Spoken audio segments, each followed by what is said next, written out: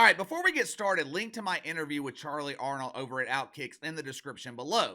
Haven't checked it out yet? Feel free to do so after this video. And I appreciate all the positive feedback from you guys. I also appreciate Charlie and the team over at Outkick for making my first interview an easy experience.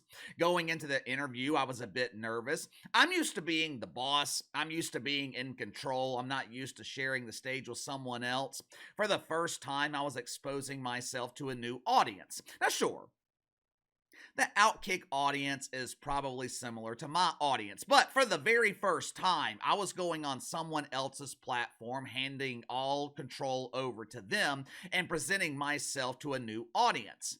You only get one time to make a first impression. That's it, one chance, one opportunity. For people who had never seen me before, this was my only chance to present myself and this channel. 12 years ago, the Oakland Raiders hired Dennis Allen, better known here on the channel as Denise or Captain Bum. The Raiders hired Dennis Allen to be their head coach. Very first day on the job, Dennis Allen, he calls a mandatory all-staff meeting. When I say all-staff, I'm not just talking about players and coaches. We're talking about marketing, sales, merchandise. Hell, I think even the janitors were included in this all-staff meeting. This was before the Raiders contracted the dump divers in the WNBA dump to handle all their janitorial needs. Those dump divers, they might suck at pretend basketball, but they are damn good at keeping those toilets lemony fresh. That's why they're not allowed to work on set at The View.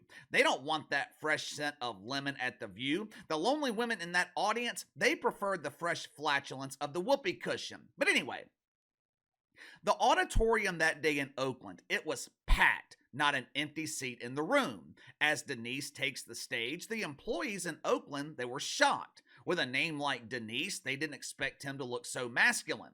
Dennis Allen addresses the room and he's condescending, he's rude. He has this aura, this attitude about him like he knows everything and you know absolutely nothing. It's the same attitude that he's got right now in New Orleans. 12 years later, Dennis Allen has shown no growth. After his speech, though, that day in Oakland, employees, they left the room unimpressed. This is the guy they hired? This guy is supposed to be our leader? This dude fucking sucks. I hate this egotistical bastard. That first speech from Dennis Allen foreshadowed the rest of his head coaching career. Just like that first speech, his head coaching career has been a huge embarrassing failure. He doesn't have the respect of his employees, doesn't have the respect of his players, damn sure doesn't have the respect of fan bases in Oakland and New Orleans. That first impression, it has never left him, followed him the rest of his career. Earlier this week, the New England Patriots, they announced Jerod Mayo as their new head coach. I'll say the same thing about Jerod Mayo that I said about Kalen DeBoer. Obviously, both men had to accept these jobs. I mean, you don't turn down Alabama, and when you're offered a head coaching position in the NFL, you always accept it. Now, that being said, you don't want to be the guy that replaces the legend. You want to be the guy that comes after the guy that replaces the legend. However, the situations in New England and Alabama are a bit different. Nick Saban had Alabama competing for national titles every year. Since Tom Brady left New England, Bill Belichick's been a huge embarrassing failure. So the situation is a bit easier for Jerod Mayo. Yesterday, he was given his opportunity to make a first impression. It was his introductory press conference with the media. Now, this should have been a celebratory event. Head coach addresses the media. He sells them on his vision or his fantasy. I'll turn Mac Jones into an MVP candidate. We're going to win Super Bowls. Most of the time, these press conferences are mundane, they're painfully boring. It's all fake smiles and delusions of grandeur. As the new head coach, you want to make a good first impression. You want to be as non-controversial as possible. How did Jerod Mayo go about making his first impression? I'm assuming the night before the press conference, Jerod Mayo was deeply studying his woke Bible because he goes into a lecture on one of the premier woke boner words, mythical racism. Watch for yourself. I do see color because I believe if you don't see color, you can't see racism. Even someone with disabilities, I always, for the most part, people are like, when they're young, they kind of make the spot hot. Younger people know what that means. But what I would say is, like, no, I want you to be able to go up to those people and really understand those people. So it goes back to whatever it is, black, white, yellow, it really doesn't matter, but it does matter so we can try to fix the problem. What the hell was that? What the hell was he talking about? Did I hear him mention people with disabilities?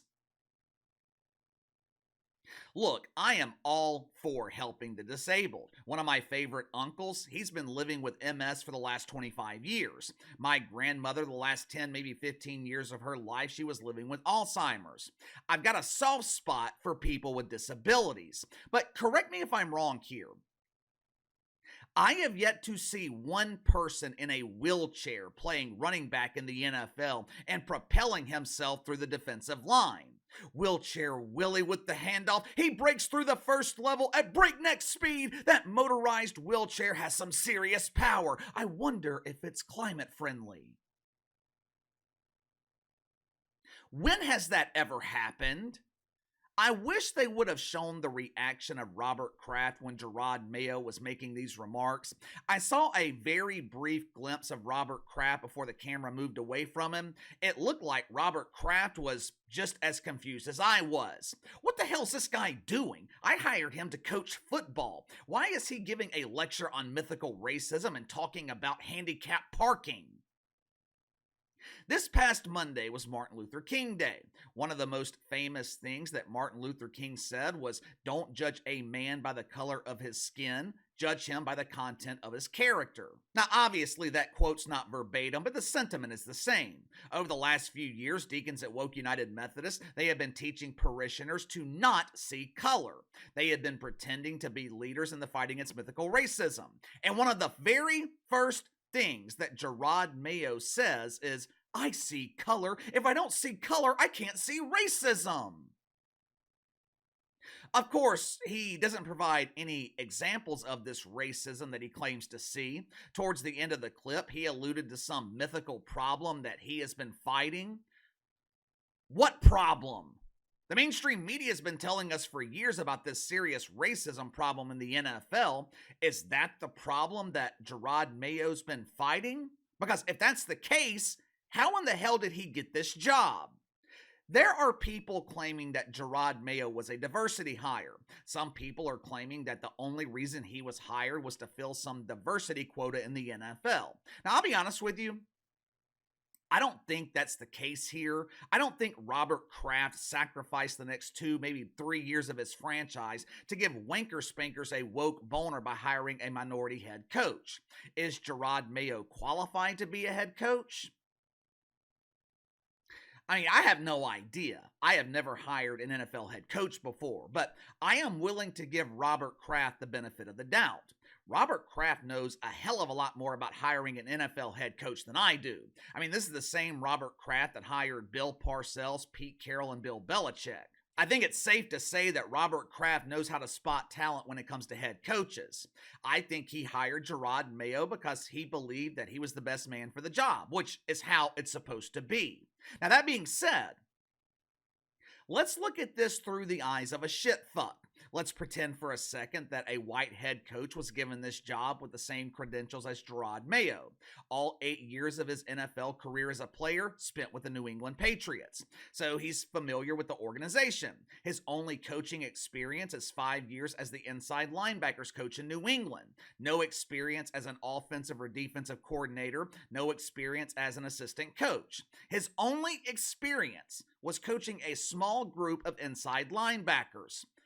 How would the media react to that? This is white privilege. He doesn't have enough experience. He was only given this job because he was born lacking melanin. You know, that is exactly how the mainstream media would react. Remember when the New York Giants hired Joe Judge? The media claimed that he was only given the job because of his white privilege. At the time, his only experience in the NFL was coaching special teams. Remember when the Detroit Lions hired Dan Campbell? Jamel Hill? Ooh, Jamel. Jamel Hill, better known here on the channel as Smelly Jamelli, she claimed Dan Campbell was only hired because he's white. Oddly enough, with the Lions one win away from the NFC Championship game, I haven't been hearing complaints from Jamel Hill about Dan Campbell and his supposed white privilege. Strange. I guess that old saying is true. Winning cures all. Winning even has the power to cure false claims of white privilege and mythical racism. I mean, that's real power. Again, I am not saying that Jerod Mayo is unqualified. Robert Kraft knows him better than I do. I'm just pointing out how the mainstream media would react if this same position had been given to a white coach with the exact same qualifications.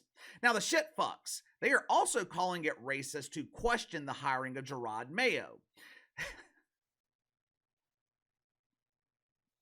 When the roles are reversed and they are calling out coaching hires, it's perfectly acceptable. But when someone calls Jerod Mayo a diversity hire, it's racist.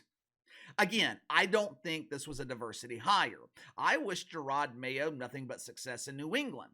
He's got one hell of a mess to clean up. Good news is, Patriots had the third pick in the draft, so they'll be in a position to draft a young quarterback, something my Saints seem unwilling to do. We're seeing this year with the Houston Texans how the right coach and the right quarterback can rapidly change a franchise. The Texans hit home runs with DeMeco Ryans and C.J. Stroud. C.J. Stroud is a very special player. Maybe Jerod Mayo will be able to do the same in New England, but based on his first impression, not exactly starting out well. But give me your thoughts. In his introductory press conference, Jerod Mayo delivers a speech on mythical racism. He admits that he sees color. He's talking about the disabled and maybe even handicapped parking. To be honest with you, I don't know what the hell he was talking about. What did you think of his first impression? Is Jerod Mayo qualified to be a head coach? If someone like Joe Judge had the same exact qualifications and he was hired by the Patriots, how would the mainstream media react to it? Let me know. Sound off in the comments below. Like, subscribe, share the video. I appreciate your support. Best way to contact me is by email at btlkc84@gmail.com, KC_BTL84 on Twitter. I'll see you guys later.